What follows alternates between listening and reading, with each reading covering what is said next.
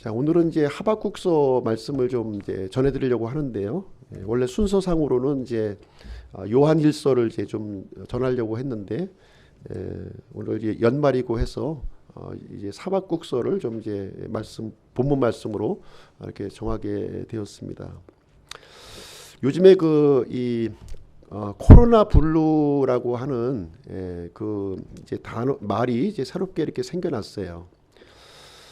코로나 블루라고 하는 이 말은 코로나와 이 우울감, 코로나와 우울감을 이렇게 결합한 그런 신조어가 되겠습니다. 코로나로 인해서 이제 우리 일상에 이제 많은 변화가 지금 일어나고 있죠. 그래서 이제 이런 일종의 우울감, 무력감 증세가 지금 우리에게 이제 일어나고 있는데요. 그래서 이 코로나로 인한 이 우울증, 이것을 이제 코로나 블루라고 이렇게 부르고 있습니다. 이 코로나 블루의 증상을 좀 보시게 되면 우리가 이제 외부 활동을 이제 하지 못하게 되다 보니까 이제 실내에만 좀 머물게 됩니다. 그래서 이 답답한 마음을 갖는 거예요. 우리 마음속에 답답한 마음이 있고 또 이제 나 자신이 이렇게 코로나에 걸릴지 모른다고 하는 그런 불안감을 또 이제 가지고 있는 것이죠. 그래서 이제 어떤 무기력증, 심지어 이제 대인 기피증까지 지금 이제 일어나고 있습니다. 그래서 이렇게 우리가 마땅히 드려야 되는 이런 예배조차도 좀 참석하기가 좀 마음에 좀 불편해지는 그런 상황에 이제 놓이게 되었습니다. 그래서 이 코로나 블루 현상은요, 사람마다 이렇게 다양한 증상으로 이렇게 나타나고 있는데요. 물론 이제 정도의 차이는 조금씩 있지만 이제 대표적인 그 증상으로는 마음속에 일단 답답함이 있는 거예요. 답답한 마음이 있고 그 다음에 이제 불안한 마음이 있습니다. 두려움이 우리에게 이제 밀려드는 것이죠. 그리고 공허한 마음이 이제 들기도 하고 때로는 이제 소화가 잘 안 되는 거예요. 소화불량 현상이 일어나고 또 이제 우리 몸이 이렇게 무기력해지는 그런 증상을 이제 보이게 됩니다.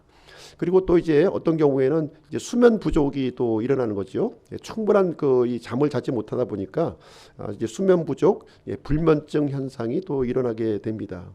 그리고 이제 두통이나 어지러움증 같은 것도 일어나게 되고요. 이명증 같은 것도 이제 생기게 됩니다. 그래서 다양한 증상이 코로나 블루로 인해서 이렇게 일어나는 증상을 우리가 이제 생각을 해볼 수가 있습니다.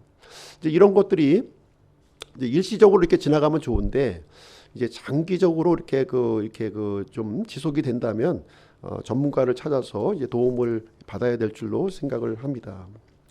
그러면 이제 코로나 이 블루를 어떻게 예방을 하면 좋은가? 제 의견은 아니고요. 전문가들의 그 의견을 좀 이제 잠깐 소개를 해드리면 첫 번째로 규칙적인 생활을 하라는 거예요. 규칙적인 생활. 일상생활의 리듬을 이제 무너지지 않도록 하는 것이 가장 중요하다 이렇게 조언을 해주고 있습니다. 규칙적인 식사, 규칙적인 수면, 규칙적인 운동을 이렇게 해야 될 것을 이렇게 조언을 해주고 있습니다. 두 번째 조언은 무엇이냐면 우리가 이제 다 알고 있다시피 개인 위생을 철저히 하라는 내용이 이제 되겠습니다. 그래서 손 씻기라든가 마스크 쓰기 그리고 거리 두기. 특별히 이제 우리가 손이 굉장히 오염이 많이 되기 때문에 손을 가지고 코나 입에 손을 대지 않기 뭐 이제 이런 것들을 이제 얘기를 해주고 있습니다. 그리고 이제 이 코로나는 이제 불결한 곳에서 어차피 생기는 것이기 때문에 주변 환경을 좀 이제 청결하게 할 필요가 있다 이렇게 생각이 들어집니다. 또 세 번째 조언은요. 세 번째 조언은 무엇이냐면 이 코로나로 인해서 여러 가지 뉴스가 지금 이제 많이 이제 나오고 있는 거죠. SNS라든가 유튜브라든가 그런 뉴스를 통해서 이 코로나 관련된 뉴스가 이렇게 반복적으로 우리에게 들려지고 있는데요. 그러한 그런 SNS 관련된 그 정보로부터 나 자신을 좀 차단시키라는 거예요. 좀 격리시킬 필요가 있다 이렇게 조언을 해주고 있습니다. 예를 들면 이제 우리 확진자 현황이 이제 문자를 통해서 들어오잖아요. 문자 설정을 통해서 좀 그런 것을 차단시키라는 거죠. 차단을 시키고 그리고 이제 코로나 관련 뉴스에 대해서 이제 호기심을 갖지 말고 뉴스 검색이나 이런 것을 하지 말라는 거예요. 그래서 이 코로나 관련 뉴스는 이렇게 좀 좀 약간 좀 이제 예민하신 분들은 이제 좀 여기에 대해서 굉장히 좀 이렇게 좀 뭐라 그럴까 영향을 좀 많이 받는 것을 이제 볼 수가 있습니다. 그래서 가능한 한 이런 공포와 두려움을 이렇게 그 유발시키는 그런 뉴스하고는 좀 이렇게 좀 우리가 좀 일정한 거리를 두는 것이 이제 필요하겠다 하는 것을 조언하고 있습니다. 그리고 네 번째 조언하는 것은 무엇이냐면 좀 햇빛을 적극적으로 좀 이렇게 쪼이라는 거예요. 햇빛을. 예, 이렇게 그 실내에 있는 시간이 이렇게 많이 이제 생기다 보니까 이렇게 햇빛을 이제 맞을 기회가 이제 많이 이제 좀 줄어들죠. 그러니까 햇빛을 좀 적극적으로 이렇게 쪼이고 사람이 없는 곳을 찾아서 이렇게 그런 기회를 많이 가졌으면 좋겠다 이렇게 조언하고 있습니다. 그리고 다섯 번째 조언하는 내용은 무엇이냐면 실내에서 할 수 있는 운동을 좀 개발하라는 거예요. 예, 그래서 이 겨울철이 되고 집 안에만 있다 보니까 몸이 이제 굳어지거든요. 예, 경직되는 현상이 일어나기 때문에 좀 이제 실내에서 이렇게 간단하게 몸을 풀 수 있는 그런 그 운동을 스스로 좀 개발할 필요가 있다 이렇게 얘기를 하고 있습니다. 그래서 저도 이제 거의 대부분 컴퓨터 앞에만 거의 이제 앉아 있다 보니까 이제 이 변비통이 일어나는 거예요. 변비통, 변비통이 자꾸 일어나서 아주 그냥 그 통증이 좀 많이 요즘 이제 생기고 있는데 이렇게 좀 실내에서라도 이렇게 움직여주는 운동을 좀 하는 것이 필요하다 이렇게 조언해주고 있습니다. 그리고 여섯 번째 내용은 무엇이냐면 긍정적인 대화를 좀 할 상대를 좀 찾으라는 겁니다. 물론 이제 만나거나 이러기는 힘들지요. 그렇지만 이제 우리가 카톡이라든가 전화를 통해서 우리가 이제 좀 이렇게 그 만남의 상대를 좀 이제 구할 수가 있는 것인데요. 가능하면 긍정적인 대화를 할 수 있는 상대를 찾으라는 거예요. 그래서 대화의 상대를 할지라도 이렇게 좀 그 험담을 하고 이 부정적인 말을 하는 사람은 가능한 한 좀 이제 피하는 게 좋습니다. 이런 때는. 그래서 이제 좀 긍정적인 말을 하고 세워주는 말을 하는 사람들을 좀 이렇게 같이 이렇게 좀 대화를 공유하는 것이 매우 좋을 것 같습니다. 사람은요 이렇게 이 부정적인 그 대화를 이렇게 듣는 순간 본인 스스로도 이렇게 부정적인 사람으로 변해버리는 거예요. 그래서 이 대화의 상대자가 이렇게 좀 약간 부정적인 말, 불평불만을 하고 이렇게 좀 뭔가 좀 이렇게 비판을 하고 험담을 하고 물론 이제 올바른 그 의도로 그런 얘기를 할 수는 있어요. 그렇지만 그런 얘기를 많이 하는 사람하고는 가능한 거리를 두는 게 좋다는 거예요. 그래서 가능하면 좀 좋은 얘기 하시는 분들 이렇게 그런 분들을 이런 코로나 시기에는 좀 찾아야 될 필요가 있다. 그리고 이제 또 한 가지는 이제 뭐 다 해당되는 부분은 아니겠지만 취미 생활을 좀 찾으라는 거예요. 본인만이 좀 이게 할 수 있는 뭔가 이렇게 집중할 수 있는 일을 좀 찾는 게 좋은데 그런 취미 생활을 좀 하는 게 좋겠다 하는 것이 제 얘기는 아니고요. 저도 이제 유념해서 들어야 될 그런 부분이 되겠고요. 전문가들이 이제 일반적으로 이제 해주는 그런 내용이 이제 되겠습니다. 자, 이 코로나 감염이 사실 이제 그리스도인이라고 해서 감염되는 게 아니죠. 또 목사라고 해서 또 감염이 되지 않는 것은 절대로 아닙니다.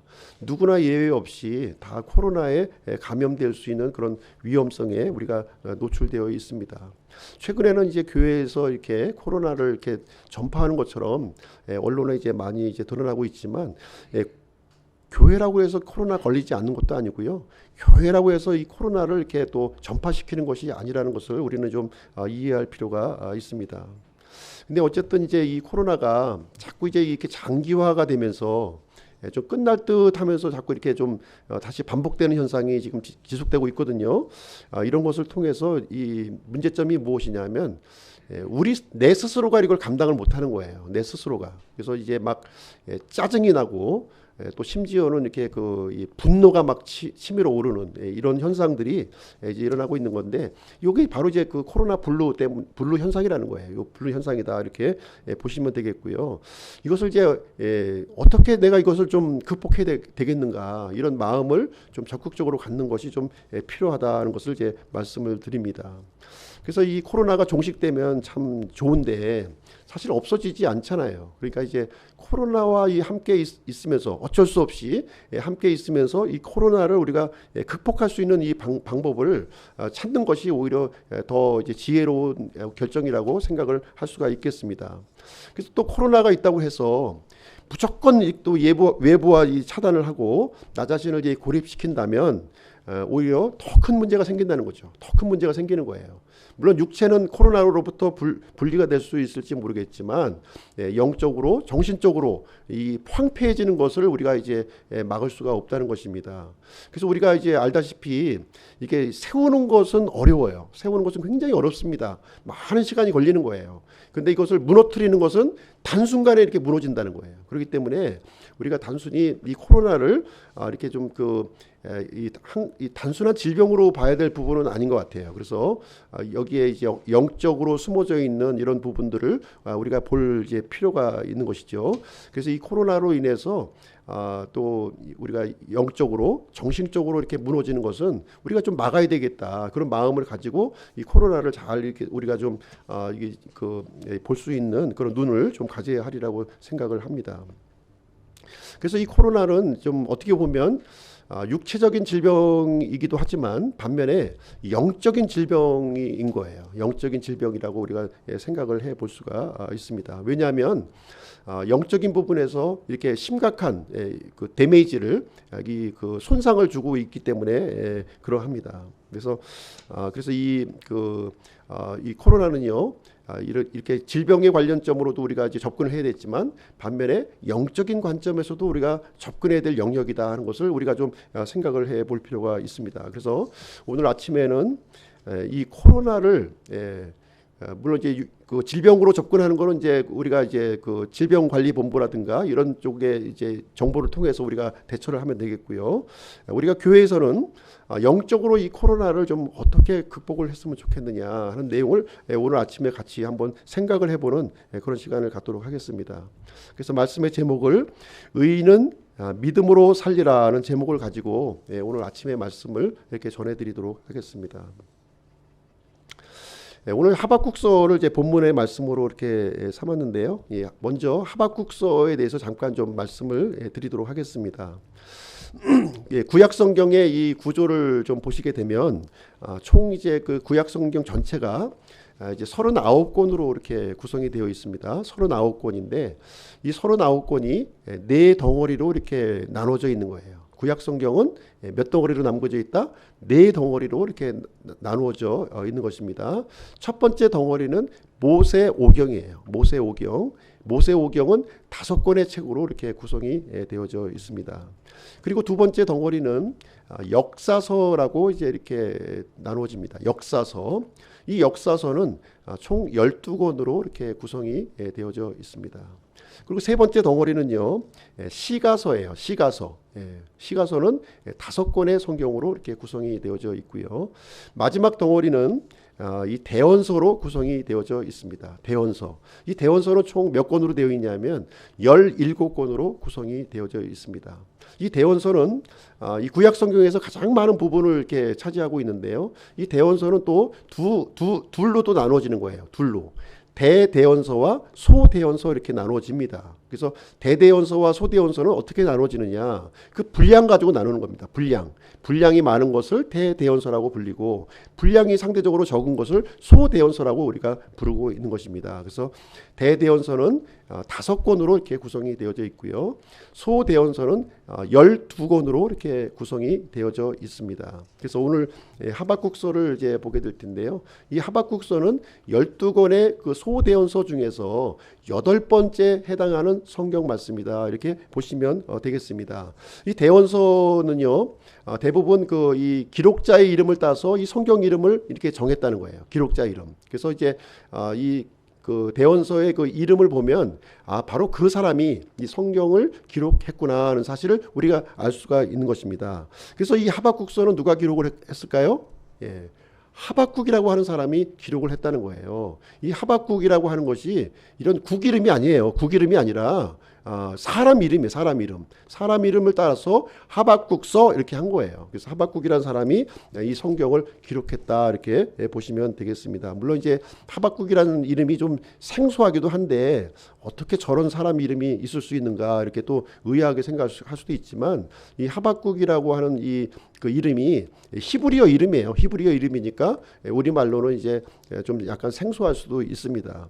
그래서 이 하박국이라고 하는 이 이름에 뜻이 있어요. 뜻. 뜻, 히브리어는 이제 이름마다 이제 뜻이 있거든요. 그래서 어떤 뜻을 가지고 있느냐면 이렇게 끌어안다, 끌어안다, 또 씨름하다 이런 뜻을 가지고 있는 거예요. 이 하박국이라고 하는 뜻이 그것이 끌어안다, 씨름하다 이런 뜻을 이제 가지고 있습니다. 오늘 이제 이은복 형제님이 이제 기도해 주셨지만 우리가 살고 있는 이 세상이 어찌하여 이런 지경에 이르렀는가 하면서 한탄하면서 기도하는 모습이 이제 우리가 들었습니다. 이 하박국이 기록하고 있는 이 배경도 마찬가지예요. 마찬가지의 참 어떻게 그 눈뜨고 바라볼 수 없는 그런 지경의 이 상황을 보여주고 있는 것이죠. 그래서 하박국은 이렇게 현 시대의 그런 이 문제점들, 현 시대의 어떤 절망적인 것들, 현 시대의 그런 아픔을 내가 끌어안고서 하나님과 이게 씨름하는 모습을 지금 이제 하박국서는 우리에게 보여주고 있는 그런 내용이 이제 되겠습니다. 그래서 이 하박국이 이제 어떤 사람이냐 하는 것을 이제 생각을 해보면은 특별히 이 하박국에 대해서는요 알려진 게 없어요. 알려진 게 없고요. 그래서 이제 좀 단서를 우리가 좀 찾는다면은 2장 1절 말씀을 보시게 되면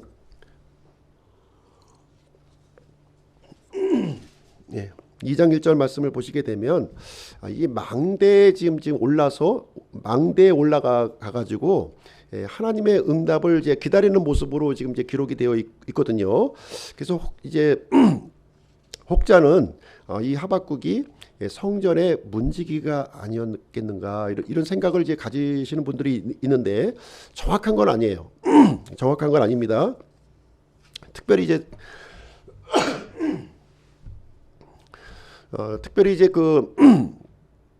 하박국에 대한 정보는 이제 특별히 없다 이렇게 이제 보시면 되겠습니다. 확실한 것은 무엇이냐면 대언자라는 거예요.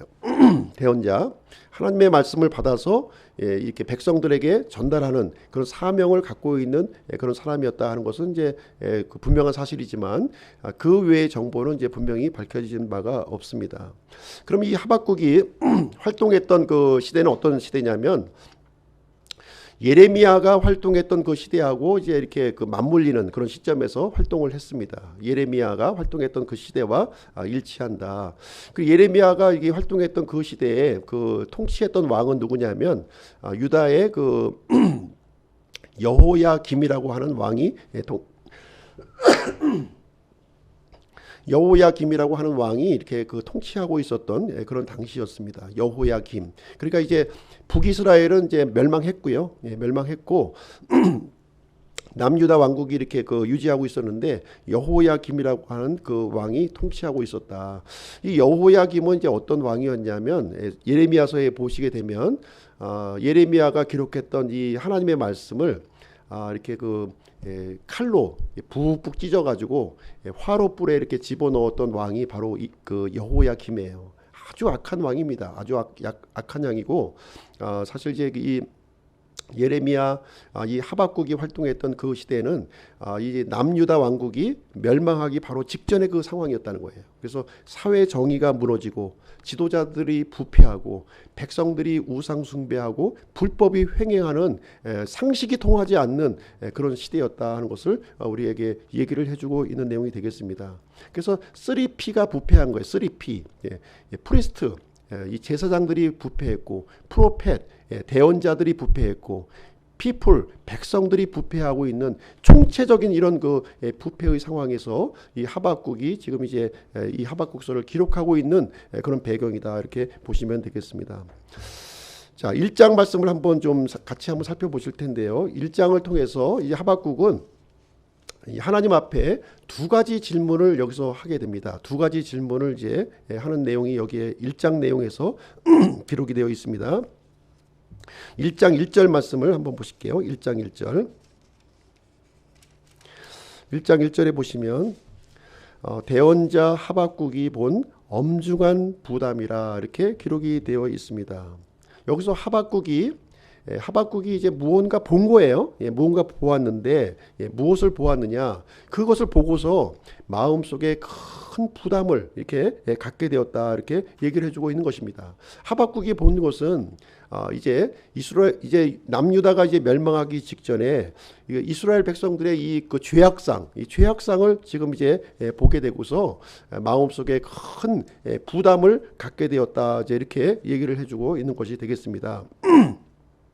2절 말씀을 보시게 되면 오 주여 내가 부르짖어도 주께서 들으려 하지 아니하시기를 어느 때까지 하시리이까 내가 폭력으로 말미암아 주께 외쳐도 주께서는 구원하려 하지 아니하시나이다. 여기서 보시면 이 하박국은요 기도하는 사람이었구나 하는 사실을 우리가 이제 생각을 해볼 수가 있는 것이죠. 이 하박국은 자기 개인의 문제를 가지고 하나님 앞에 기도했던 것이 아니라 이 이스라엘 백성의 민족의 문제를 가지고서 하나님 앞에 나아가서 이렇게 부르짖는 그런 기도의 사람이었다고 하는 사실을 여기에서 얘기를 해주고 있습니다. 이 말도 안 되는 현상이 일어난 거예요. 사회 정의가 무너지고 모든 공의가 이렇게 어그러져 있는 이런 모습을 보고서 이제 하나님께 이제 하소연하고 기도하는 그런 장면이 되겠습니다. 어찌하여 하나님께서는 이렇게 부당한 모습을 있음에도 불구하고 하나님께서는 침묵하고 계십니까 하는 것을 이렇게 매달리면서 기도하는 내용이 이제 되겠습니다.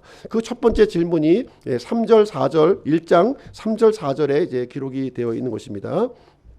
3절 어찌하여 주께서 내게 불법을 보이시며 나로 하여금 학대를 보게 하시나이까 노략과 폭력이 내 앞에 있사오니 곧 불화와 다툼을 일으키는 것이 있나이다.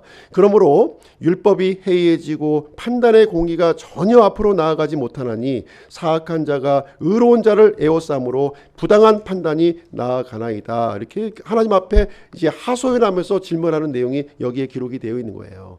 하박국이 이스라엘 백성들을 가만히 보니까 불법과 학대와 노략과 폭력과 불화와 다툼 이런 것들로 가득히 이렇게 차여져 있기 때문에 불편한 마음을 견딜 수가 없는 그런 마음을 가지고 있었습니다.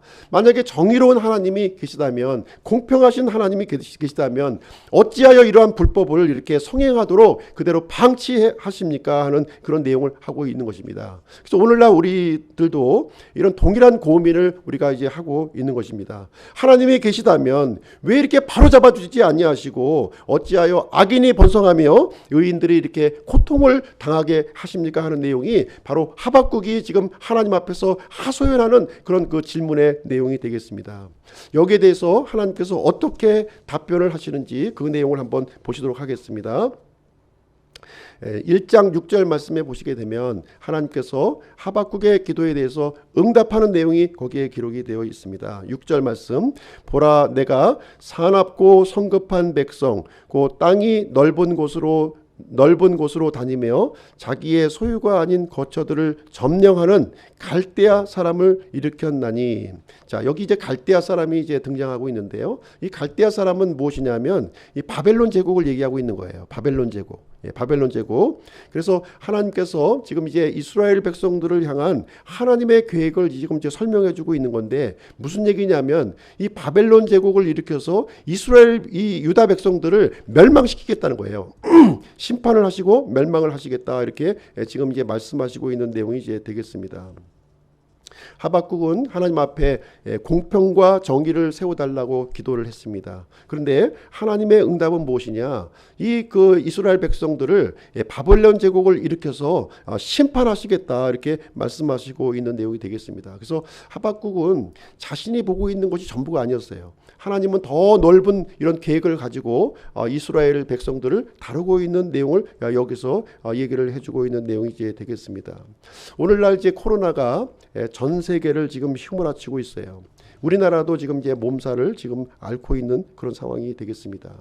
그럼 하나님을 믿는 이 하나님의 백성들은 어떻게 해야 되는 거예요? 어떻게 해야 되느냐 이렇게 얘기를 하고 있습니다. 그러나 하나님께서는요 침묵하고 가만히 계시는 것이 아니라는 거예요. 이 보이지 않는 가운데에서 이 하나님께서는 자신의 일을 이렇게 집행하고 있다고 하는 사실을 여기서 말씀해 주고 있는 내용이 되겠습니다. 그래서 이제 하박국은요, 하나님 앞에 두 번째 질문을 여기서 또 이제 하게 됩니다. 그 내용이 13절 말씀에 기록이 되어 있습니다. 하박국서 1장 13절을 보시면 이 하박국이 이제 하나님 앞에 두 번째 질문하는 내용이 거기에 기록이 되어 있어요. 주께서는 눈이 정결하셔서 악을 보지 못하시며 또 불법을 보지 못하시거늘 어찌하여 배신하는 자들을 바라만 보시고 사악한 자가 자기보다 더 의로운 자를 삼키는데도 주의 혀를 억제하시나이까. 자, 여기 보시면은 이제 하박국이 하나님의 응답을 이렇게 듣고서 이해를 할 수가 없는 거예요. 하나님의 일이 도대체 왜 하필이면 이 바벨론을 통해서 우리 민족 이스라엘 백성들을 이렇게 멸망시키시고 심판하시는가 하는 것에 대해서 이해할 수 없는 일이 일어나게 되었습니다. 물론 이스라엘 백성들이 잘못은 했어요. 부패를 했어요. 우상 숭배를 했습니다. 그럼에도 불구하고 이스라엘 백성들은 하나님의 백성이 아닙니까? 그런데 이 하나님의 백성을 더 사악한 민족, 이 바벨론 제국을 일으켜서 왜 이 이스라엘 백성들을 이렇게 심판하시는 일을 집행하십니까? 하면서 또 하나님 앞에 하소연하는 장면이 여기에 기록이 되어 있는 것입니다. 이때 하나님께서는요, 더 이상 이 응답이 없으셨어요. 말씀이 없으셨어요. 한동안 침묵을 이제 하게 되니까 이 하박국은 마음이 답답해서 견딜 수가 없는 그런 상황에 직면하게 되었습니다. 오히려 이 침묵하시는 하나님을 향해서 마음속에 화가 일어나고 이렇게 분노가 일어나는 그런 그 모습을 이제 가눌 수가 없었다 하는 것을 볼 수가 있습니다.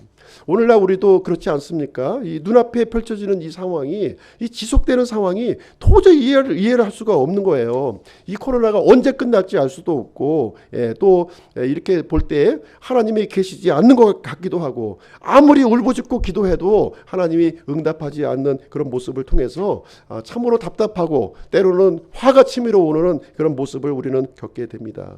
그러나 이 하박국은요, 하나님의 이 응답을 내가 받아야 되겠다.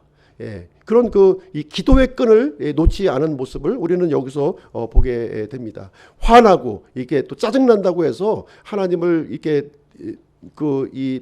제쳐놓고 이렇게 뒤로 물러선 것이 아니라 적극적으로 하나님 앞에 대면해서 이 문제를 풀려고 하는 하박국의 모습을 우리는 볼 수가 있습니다. 그래서 하박국은요, 우리 눈앞에 펼쳐져 있는 이 모든 이해할 수 없는 이런 상황일지라도 하나님께서만이 이 일을 분명하게 해결해 주실 것이라고 하는 그런 마음을 가지고 이 모든 문제들을 끌어안고 하나님과 씨름하는 이 하박국의 모습이 여기에 기록이 되어 있는 것입니다. 그래서 우리도 그와 같은 자세가 필요한 것 같아요. 일단 우리 눈앞에 펼쳐지는 이 상황이 이해는 할 수가 없어요. 납득이 안 돼요. 그럼에도 불구하고 이 문제를 하나님과 대면해서 풀어야겠다고 하는 이런 마음을 우리가 가져야 될 줄로 생각을 합니다. 드디어 이제 하나님의 이 두 번째 대답이 여기서 주어지게 되는 내용이 2장에 기록이 되어 있는 내용이 되겠습니다. 2장 말씀을 보시게 되면 하나님의 대답을 한번 보시도록 하겠습니다. 2장 1절 말씀 보실게요. 2장 1절. 내가 나의 파수 보는 곳에 서며 나를 망대에 세우고 그분께서 내게 무엇라 말씀하실지 또 내가 책망받을 때에 무엇라 대답할지 보려고 깨어 있으리라 하였더니. 자, 하박국은 이제 자신의 문제가 아니죠. 이 민족의 문제를 가지고 하나님 앞에 나아갔습니다. 응답해 주실 때까지 하나님 앞에 기다리고 이 망대에 서서 하나님의 응답을 기다렸다, 이렇게 얘기를 해주고 있습니다. 어쨌든 이제 이 상식적으로는 이해가 안 되는 거예요. 마음으로는 이해가 안 되는 겁니다. 어떻게 심판의 도구가 바벨론 제국일 수가 있습니까? 하는 부분에 대해서 아주 이 끓어오르는 그런 마음을 가지고 있었습니다. 이 바벨론 제국은 아주 사악한 민족이에요. 아주 사악한 민족이었습니다. 그래서 이 바벨론 제국을 통해서 자신의 백성이 이렇게 멸망하는 것을 도저히 이제 감당할 수 없는 그런 상황이었지만 계속해서 이 하나님 앞에 그 응답을 기다리고 있는 모습을 이제 하고 있습니다. 2절 말씀, 하나님의 응답을 한번 보시겠습니다. 2절. 주께서 내게 응답하여 이르시되 그 환상 계시를 기록하고 판들 위에 분명하게 그것을 새겨서 그것을 읽는 자가 다름질치게 하라. 예, 하나님의 응답이 여기 이제 떨어졌는데요. 무엇이냐면 이 하박국에게 환상 계시를 보여주셨다, 이렇게 얘기를 해주고 있는 거예요. 환상 계시. 이 환상 계시는 무엇이냐면 이 꿈속에서 이렇게 보여지는 것이 아니라 현실 속에서 하나님의 말씀을 이렇게 그림으로 이렇게 보여주는 거예요. 그림 언어로 통해서 보여주시고 있는 말씀이 되겠습니다. 그것을 어디에 기록하냐면 판들에 기록하는 거예요. 판에 기록을 해서 모든 사람들이 이 내용을 알 수 있도록 하라, 이렇게 여기서 얘기해 주는 장면이 여기에 기록이 되어 있습니다. 이 하박국은 어떤 사람이었냐면 대언자였어요. 대언자라고 하는 것은 하나님의 말씀을 받아서 백성들에게 전할 의무를 가지고 있는 그런 내용이 되겠습니다. 이 하박국이 받았던 대언의 말씀이 무엇이겠습니까? 그 대언의 말씀은 무엇이냐면 바벨론이 이스라엘 백성을 심판하신다고 하는 그 환상 계시를 여기서 받게 되었다 하는 것을 말씀을 해주고 있습니다. 그럼에도 불구하고 하나님께서는 이스라엘 백성들을 지켜주신다는 거예요. 예, 비록 이 사악한 민족이 이스라엘 백성들을 멸망시키겠지만 하나님께서는 여전히 이스라엘 백성들을 사랑하시고 지켜주신다고 하는 그 환상 계시의 말씀을 보게 되는 것입니다. 그래서 하나님의 약속과 하나님의 성취 사이에는 이렇게 그 시간적인 간격이 이렇게 존재하는 것을 볼 수가 있습니다. 그래서 우리가 눈에 펼쳐지고 있는 이 현실이 전부가 아니라는 거예요. 전부가, 우리는 일부분만 보고 있는 것이고요, 전부가 아니다 하는 것을 여기를 얘기를 해주고 있습니다. 비록 우리 눈앞에 있는 이 현실이 절망적일 수 있어요. 도저히 이해가 가지 않을 수가 있어요. 미래가 보이지 않는 그런 상황일 수도 있습니다. 그러나 하나님께서는 여전히 자신의 약속을 지키시는 분이시다 하는 것을 여기서 얘기를 해주고 있는 거예요. 판에 기록하라고 하는 얘기는 무슨 얘기냐면 후일의 증거로 삼겠다, 이 얘기를 해주고 있는 거예요. 단순히 말로만 끝나는 것이 아니라 판에 글자를 기록해서 나중에 그 일이 성취가 되는지를 이렇게 증거로 삼으시겠다 하는 말씀이 이제 되겠습니다. 3절 말씀을 한번 보시겠습니다. 3절. 그 환상 계시는 여전히 정한 때를 위한 것이나 그 끝에 이르러서는 그것이 말할 것이요 거짓말하지 아니하리라. 비록 그것이 더딜지라도 그것을 기다리라. 그것이 반드시 올 터이므로 그것이 지체되지 아니하리라. 여기 보시면 환상 계시의 특징을 이제 여기서 설명을 해주고 있는데요. 이 환상 계시라고 하는 것은 정해진 때가 있다는 거예요. 정해진 때, 미래에 정해진 때가 있다고 하는 것이고요. 절대로 하나님께서는 거짓말하지 아니하신다는 거예요. 비록 네가 볼 때에는 더디게 보일지 모르겠지만 기다리라는 겁니다. 기다리고 반드시 그 환상 계시는 성취하는 때가 올 것이요 지체하지 않을 것이다. 이제 이 얘기를 여기서 하나님께서 응답으로 주시는 말씀이 되겠습니다.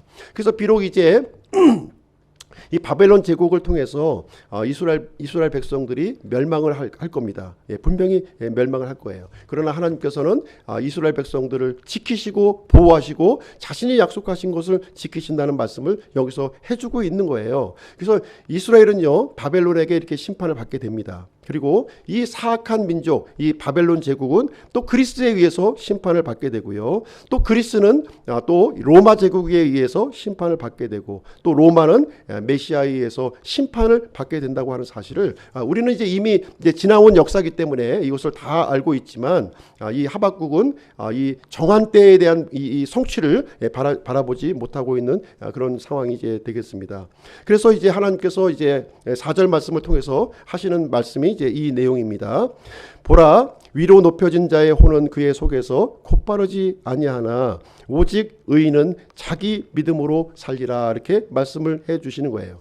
여기서 위로 높여진 자의 혼은 누구를 얘기하냐면 1차적으로는 이제 바벨론 제국을 얘기하고 있는 것이고요. 2차적으로는 뭐 페르시아라든가 또 이제 그리스 또 로마와 같이 하나님을 대적하고 있는 그 무리들을 얘기하고 있다, 이렇게 보시면 되겠습니다. 그래서 이 위로 높여져 있는 혼, 이 교만한 자들은 하나님께서 심판을 하시게 되고 오직 의인은 자기 믿음으로 살리라, 이렇게 말씀을 해주시고 있습니다. 그래서 여기서 의인은 누구를 얘기하고 있냐면 의인은 이 언약 백성을 얘기해주고 있는 거예요. 하나님의 이 언약의 말씀, 환상 계시의 말씀을 붙들고 있는 사람을 바로 의인이라고 얘기해 주고 있는 것이고요. 자기 믿음이라고 하는 것은 무슨 얘기냐면 이 언약 말씀을 붙드는 것을 바로 자기 믿음이라고 표현을 해주고 있는 내용이 되겠습니다. 그래서 언약 백성이 하나님께서 하신 이 언약의 말씀을 신실하게 굳건하게 붙들고 있는 사람들은 하나님께서 살려주시겠다고 하는 그 약속을 여기서 해주고 있는 내용이 되겠습니다. 사실 우리가 살고 있는 이 세상은 하박국이 살고 있던 이 세상과 거의 그 별반 다르지 않아요. 이 세상은 모순투성이의 세상에 우리가 살아가고 있습니다. 모든 것이 불확실하고 모든 것이 허무하고 모든 것이 소망이 없는 그런 시대에 살아가고 있습니다. 이것이 이제 하나님의 판단이라는 거예요. 그래서 이 보이는 세상에 이렇게 우리 믿는 사람들이 일희일비하지 말라는 겁니다. 일희일비하지 말고 무엇을 붙잡아야 되느냐? 하나님의 약속의 말씀을 붙잡으라는 거예요. 신실하신 하나님, 우리를 지키시고 보호해 주시고 약속을 성취해 주시는 그 하나님을 이렇게 신실하게 붙들어야 될 것을 얘기를 해주고 있는 내용이 되겠습니다. 그래서 혼란스러운 이 세상을 바라보지 말고 하나님께서 우리를 신실하게 붙들고 이끌어 가시는 그 언약의 말씀, 약속의 말씀을 우리가 붙들어야 된다, 이 얘기를 해주고 있습니다. 그래서 지금 이 보이고 있는 눈앞에 보여주는 이 일들은 뭐냐? 단순히 과정이라는 거예요. 과정을 통해서 하나님께서는 자신의 언약을 이렇게 신실하게 성취해 나가시는 하나님이라고 하는 것을 실질적인 증거를 통해서 나중에 보여주시겠다, 이렇게 얘기를 해주고 있는 내용이 되겠습니다. 그래서 하나님께서 이 하박국에게 주신 말씀은 무엇이냐면 오직 의인은 자기 믿음으로 살리라 하는 그 말씀을 이렇게 주게 되는 내용을 우리는 볼 수가 있습니다. 그래서 우리는 이 믿는 사람들은, 이 의인들은요, 보이는 것으로 걷지 말고 믿음으로 걸으라, 이렇게 우리에게 권면을 해주고 있는 말씀이 이제 되겠습니다. 자, 그리고 이 의인이 믿음으로 살리라 하는 이 말씀이 신약 성경에 보시면 3번 반복되고 있어요. 3번 반복되는 말씀을 한번 우리가 가서 한번 살펴보도록 하겠습니다. 그래서 구체적인 의미를 한번 의인은 믿음으로 살리라고 하는 이 말씀에 대한 구체적인 의미를 같이 신약 성경의 이런 추가적인 계시를 통해서 우리가 한번 같이 그 의미를 살펴보고자 합니다.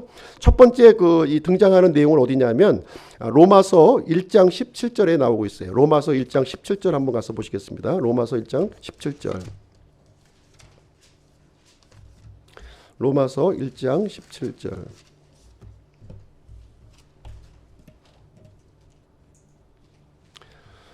신약 성경 226페이지입니다. 226페이지. 로마서 1장 17절 말씀입니다. 복음에는 하나님의 의가 믿음에서 믿음까지 계시되어 있나니 이것은 기록된 바 의인은 믿음으로 살리라 함과 같으니라. 자, 로마서 1장에 나와 있는 이 말씀은 어떤 말씀이냐면요, 누가 의인인가 하는 내용을 우리에게 가르쳐주고 있는 거예요. 의인이 누구인가? 의인에 대해서 이렇게 얘기를 해주고 있는데요. 여기에 보시면 두 가지 의가 있습니다. 두 가지 의, 사람의 의가 있고 하나님의 의가 있다, 이렇게 얘기를 해주고 있어요. 근데 이 사람의 의는 어떤 의냐면 하나님이 보실 때에는 사람의 의가 아무리 고상하고 뛰어난다 할지라도 하나님이 볼 때에는 누더기와 같고 걸레와 같은 의다, 이렇게 얘기를 해주고 있는 거예요. 그래서 사람의 의를 가지고는 절대로 이 거룩하신 하나님 앞에 우리가 설 수 없다고 하는 사실을 우리에게 가르쳐주고 있습니다.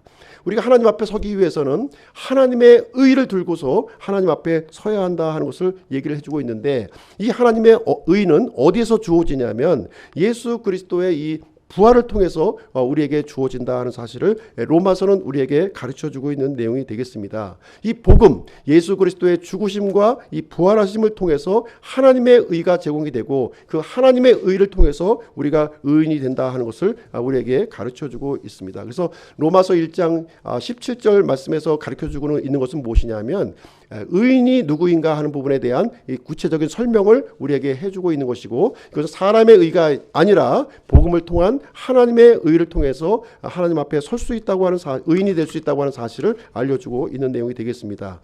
두 번째 내용을 한번 보시도록 하겠습니다. 두 번째는 갈라디아서 3장 11절에 나와 있어요. 갈라디아서 3장 11절.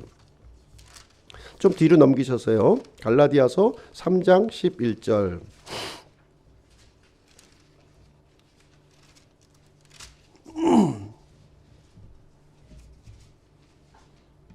갈라디아서 3장 11절. 신약성경 284페이지입니다. 갈라디아서 3장 11절. 그러나 하나님의 눈앞에서는 아무도 율법으로 의롭게 되지 못할 것이 분명하니 의인은 믿음으로 살리라 하였느니라. 여기 이제 의인은 믿음으로 살리라고 하는 이 내용이 또 한 번 이제 반복이 되고 있는데요. 여기에서 이제 이 갈라디아에서 알려주고 있는 내용은 무엇이냐면 믿음이 무엇이냐예요. 믿음이 무엇이냐 하는 것을 우리에게 설명해 주고 있는 내용이 되겠습니다.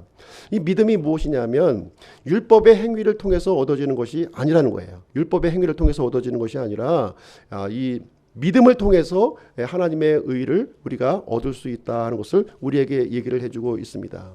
그래서 이 하박국서에서는 자기 믿음으로 살리라 이렇게 얘기를 하고 있는 것이죠. 그러나 신약 성경에서는 어떻게 표현을 하고 있냐면 의인은 믿음으로 살리라 이렇게 얘기를 해주고 있는 거예요. 그래서 하박국서에서 얘기하고 있는 믿음은 뭐냐면 언약의 말씀을 붙드는 거예요. 신실하신 하나님을 붙드는 겁니다. 그러나 신약 성경에서 나와 있는 이 믿음은 무엇이냐 하면 내 믿음이 아니라 예수 그리스도의 믿음을 얘기해 주고 있는 거예요. 하나님께서 우리에게 선물로 주시는 그 믿음으로 우리가 살게 된다 하는 내용을 우리에게 가르쳐 주고 있는 내용이 되겠습니다.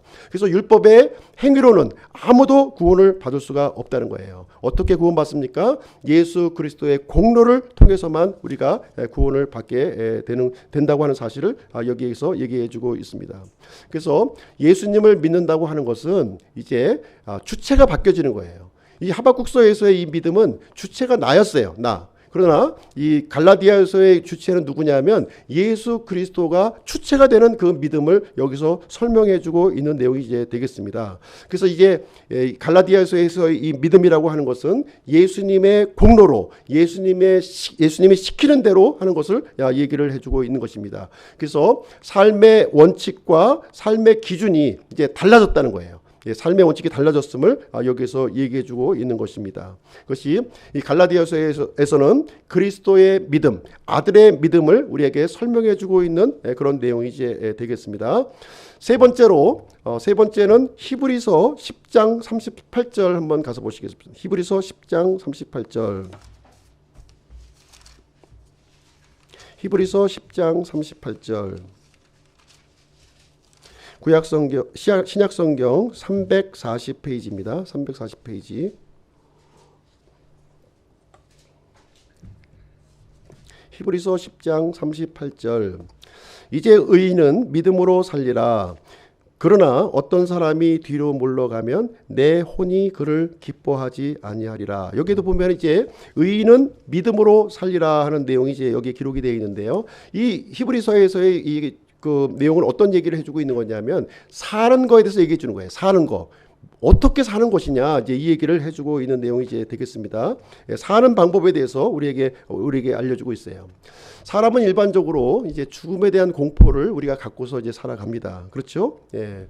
그렇지만 의인은 하나님의 생명을 소유한 사람이라는 거예요.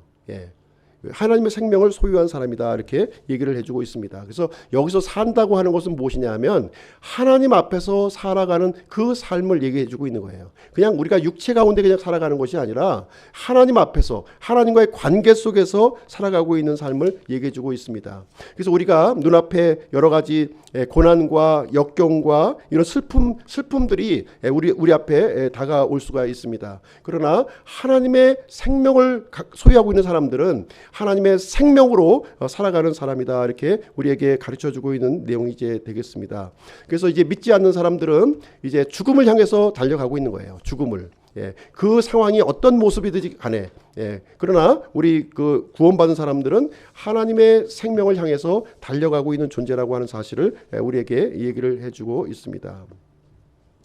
그래서 하나님 앞에서 살아가는 삶은 어떤 삶을 얘기하고 있느냐, 이것은 하나님의 생명만 우리가 소유한 것이 아니라는 거예요. 하나님의 생명만 가진 것이 아니라 하나님의 생명을 통해서 이렇게 변화받는 삶을 우리에게 얘기를 해주고 있는 것입니다. 그래서 로마서는 우리가 하나님의 생명을 소유한 거예요. 예, 소유한 그 믿음을 갖고 있는 것이고, 지금 이제 히브리서 얘기하고 있는 것은 우리가 이제 이 하나님의 생명으로 살아가는 믿음을 설명하고 있는 것이다, 이렇게 보시면 되겠습니다. 그래서 우리는 성령님을 쫓아서 살아가는 삶이요, 예수 그리스도를 닮아가는 삶인 것을 우리에게 가르쳐주고 있는 내용이 되겠습니다. 비록 우리가 이제 어려운 상황에 직면해서 육체의 죽음을 맞이할 수도 있어요. 그렇지만 하나님의 생명을 소유한 사람들은 죽어도 다시 산다는 거예요. 부활의 생명을 소유했기 때문에 하나님과 영원히 살 수 있다는 것을 우리에게 가르쳐주고 있는 내용이 되겠습니다. 정리를 좀 해드릴게요. 로마서 1장 14절에 이 의인은 믿음으로 살리라 하는 이 말씀은 예수 그리스도를 통해서 우리가 의인의 신분이 우리가 이제 받게 되었다 하는 것을 얘기해주고 있는 것이고요. 갈라디아서 3장 11절에서 의인은 믿음으로 살리라 하는 이 말씀은 무엇을 얘기해주고 있냐면 예수 그리스도를 통해서 우리가 믿음을 선물로 우리가 받게 되었다 하는 것을 알려주고 있는 것이 되겠습니다.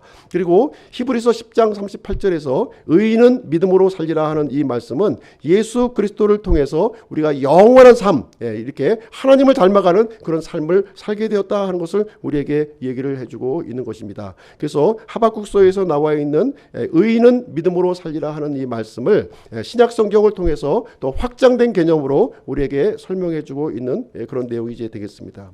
그럼 오늘 말씀을 통해서 적용할 교훈을 좀 한번 살펴보도록 하겠습니다. 첫 번째 우리가 적용할 교훈은 무엇이냐면 두려워하지 말고 걱정하지 말라는 거예요.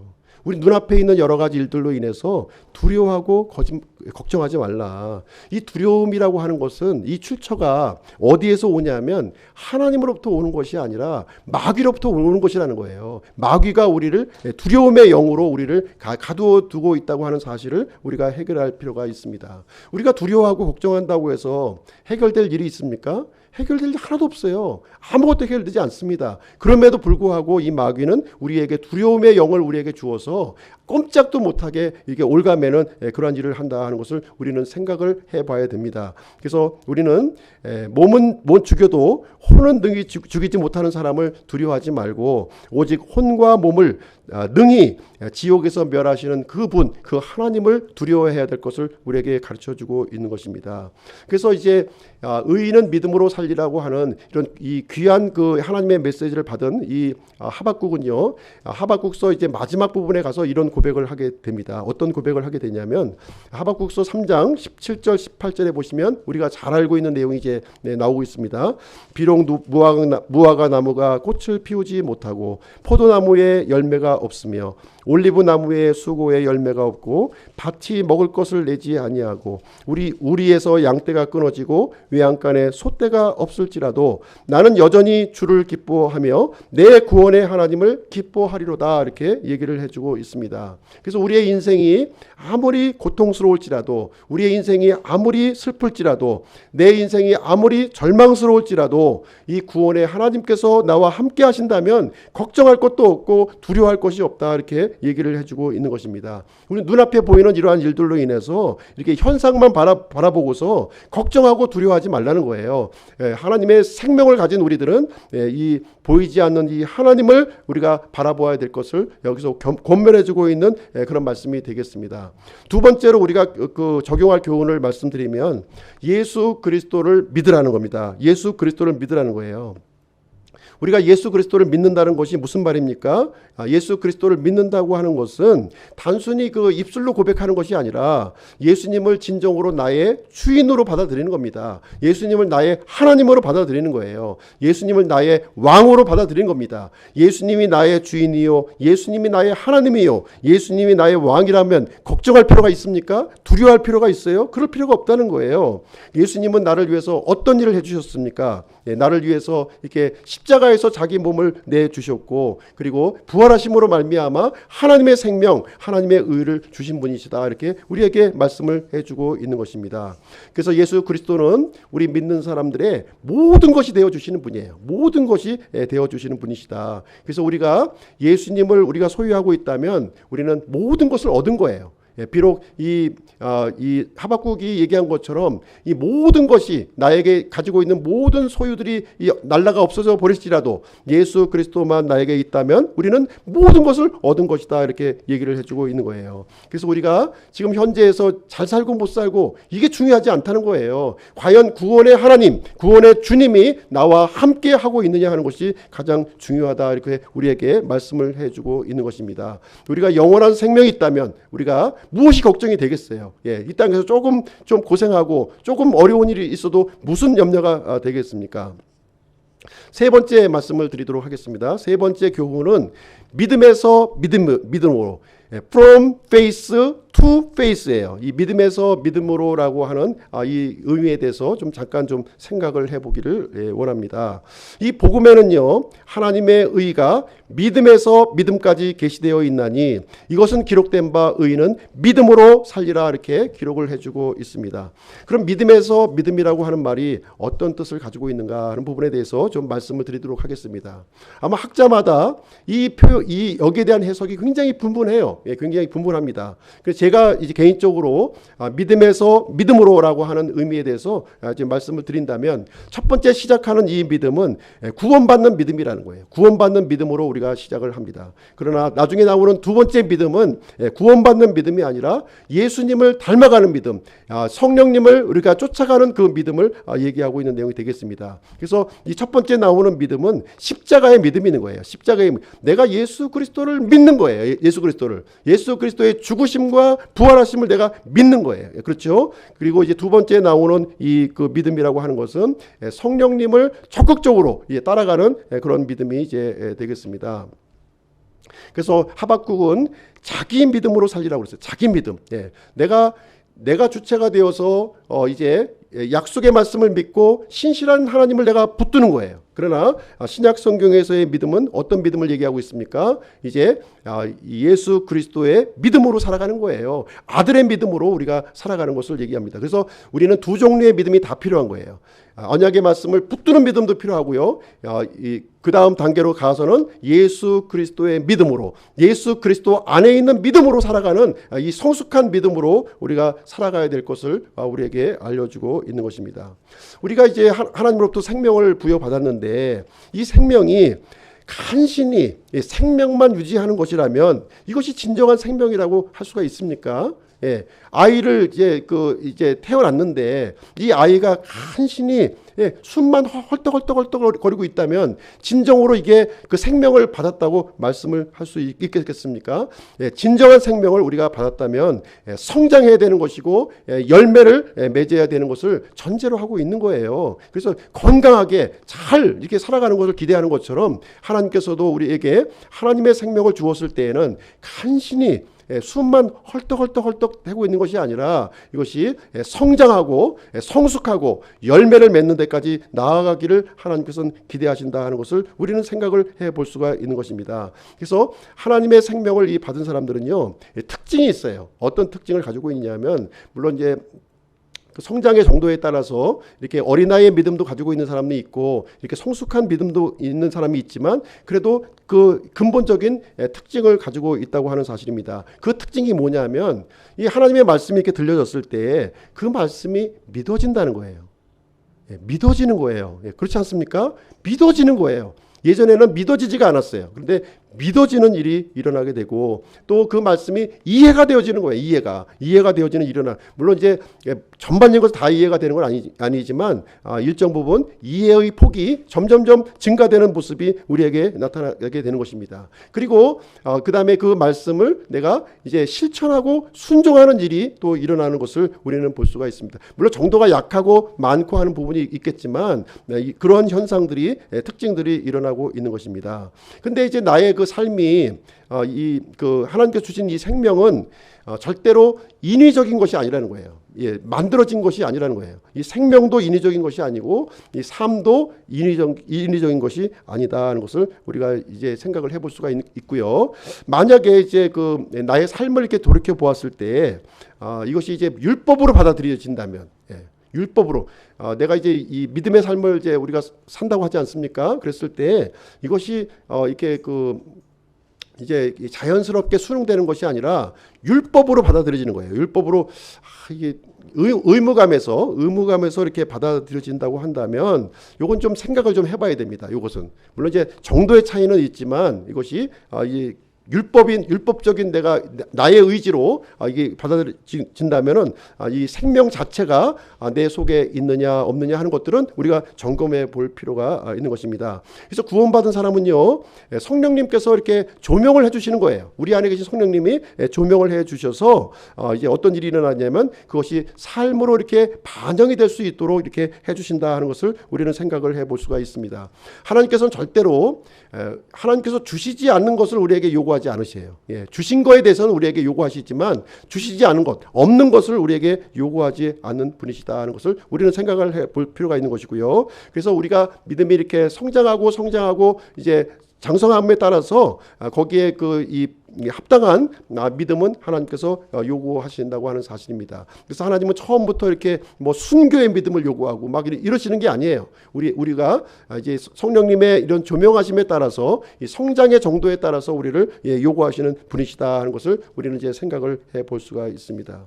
자, 결론을 말씀드릴게요. 결론적으로는 이 하나님은 자신의 백성을 지키시고 보호하시는 분이시다 하는 것을 우리에게 얘기해주고 있습니다. 그래서 이 하박국에게 이제 응답하신 대로 하나님은 절대로 거짓말하는 분이 아니시라는 거예요. 거짓말하는 분이 그것은 역사가 증명하고 있고 믿음의 증인들이 증명하고 있고 모든 것들이 거기에 대한 증거를 우리에게 제시해주고 있습니다. 비록 사람은 약속을 어길지 모릅니다.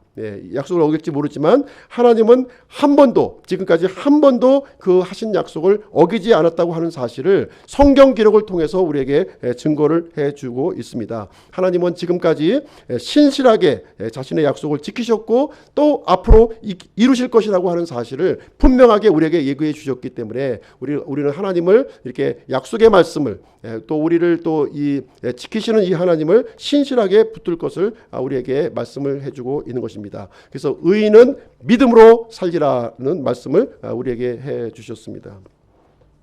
그래서 이 의인은 믿음으로 살리라는 이 말씀을 붙들고 우리가 2020년도 한 해를 이렇게 마감하고요. 또 2021년 새로운 한 해를 우리가 맞이하는 그런 우리 기쁨 교회가 되기를 주님의 이름으로 축복합니다. 기도하고 마치도록 하겠습니다.